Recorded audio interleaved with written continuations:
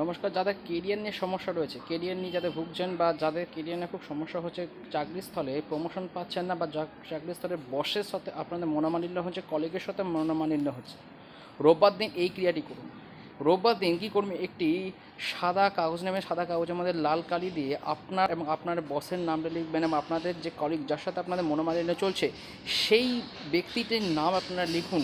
সেই ব্যক্তির নামে আপনি 10 মিনিট শুধু এই কথাটা বলুন যে আপনার সাথে বস এবং আপনাদের কলিগের ভালো রিলেশনশিপ তৈরি হচ্ছে এবং বস আপনার সমস্ত কৃতিত্বটা জাস্টিফাই করছে এবং আপনার যে কাজ সেই কাজটা সম্মান করছে।